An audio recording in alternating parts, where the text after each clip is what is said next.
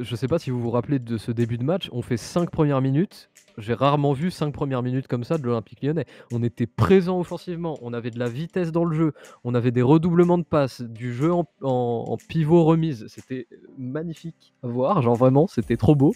Et on se fait direct punir sur, et j'ai compté, hein, c'est pas une caricature, la première fois où Metz arrive dans notre moitié de terrain. C'est la première sortie messine dans notre moitié de terrain et on se prend un penalty. Donc là, Anto, c'est un très très grand merci parce que ça aurait plombé notre match, je pense, sinon. Bah, en tout cas, ça aurait été un petit clin d'œil à toute la saison dernière où c'était souvent des buts comme ça qu'on se prenait au tout début de match sur un penalty, vu que Lopez, c'est pas vraiment sa spécialité, si on peut dire comme ça. il se les prend et il se les prend souvent. Mais là, enfin, concrètement dans ma tête, quand il a sifflé péno, j'étais en mode, ok, on va partir à 1-0. Même pas, j'ai imaginé que Lopez allait pouvoir l'arrêter. Et en plus, c'est même pas il l'arrête genre du bout de la main, tu vois. C'est vraiment, il est sur le ballon. Faut dire aussi que le péno était très mal tiré quand même. Le péno est beaucoup trop centré, Lopez a même pas à se détendre alors qu'il fait 1m80, tu vois, le péno est trop centré. Mais il a eu quand même l'intuition de plonger du bon côté, quoi. Paqueta, honnêtement, c'est avec Toko l'homme du match pour moi. C'est monstrueux. Hein. Ouais, je suis d'accord avec ça.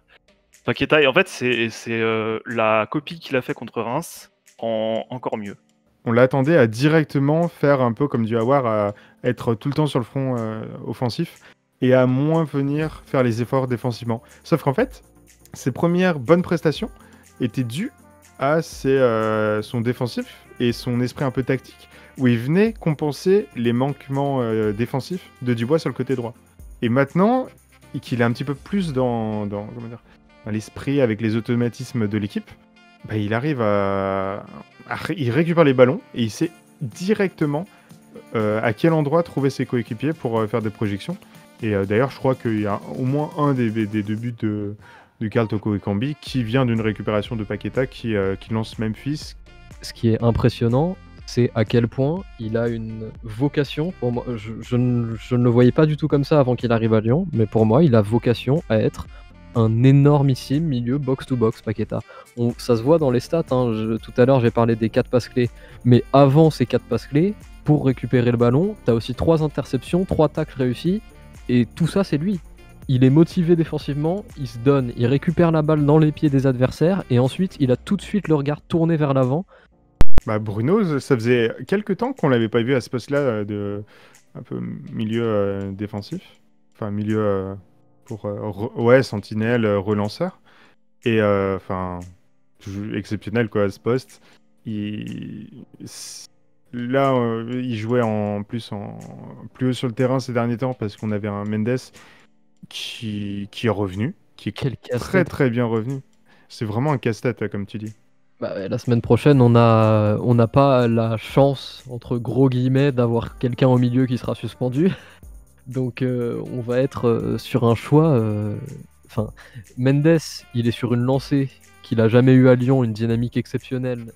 Ça serait bien de pas lui briser cette dynamique. J'ai pas envie de le voir retomber dans ce qu'il nous a fait l'année dernière.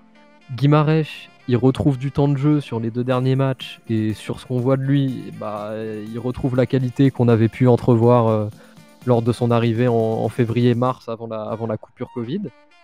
Donc c'est vraiment très compliqué. Ajoutons à ça ceux qui sont plutôt milieu relayeur devant, où c'est aussi qualitativement et quantitativement énorme. Honnêtement, hein, on est sur un choix de roi là, mais genre, je suis curieux de voir comment on va manager ce sujet. Bah, Cornet, c'est du bricolage en soi. Je me répète de semaine en semaine, mais Cornet, de base, c'est un 9, tu vois. C'est un 9 de formation. Donc à partir du moment où c'est un 9 et que Souler Genesio le faisait jouer en ailier droit, tu vois, puis ensuite ailier gauche, puis ensuite latéral gauche, piston gauche, on l'a fait jouer absolument partout. C'est Monsieur Bricolage, Cornet. Du coup, de facto, il va être moyen absolument partout, puisqu'on ne le fait pas jouer à son poste de prédilection. À partir de là, on est obligé de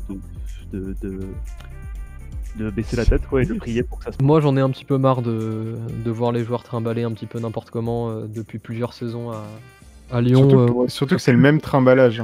Ce culte du joueur polyvalent, ça commence à m'énerver. Cornet, c'est un buteur de formation, il se retrouve ailier gauche, ailier droit, ensuite il se retrouve latéral gauche. Non mais où va-t-on? Traoré, c'est un buteur de formation, on l'a retrouvé que ailier droit chez nous. Il y a quoi d'autre comme exemple intéressant? Kadewere, bien sûr, hein, lui c'est un pur buteur, on le retrouve ailier droit. Voilà, au bout d'un moment, soyons un petit peu cohérents dans nos recrutements et recrutons des joueurs au poste qui est le leur, quoi. Et faisons-les jouer à leur meilleur poste, surtout. Bien sûr. Super surpris et satisfait de la gestion d'effectifs qu'avait eu Garcia la semaine dernière sur le dernier match, avec tous les joueurs qui étaient rentrés. Enfin, vraiment, toute la gestion des effectifs me paraissait pertinente. Ce soir, ça me paraît beaucoup plus compliqué au niveau gestion d'effectifs, parce que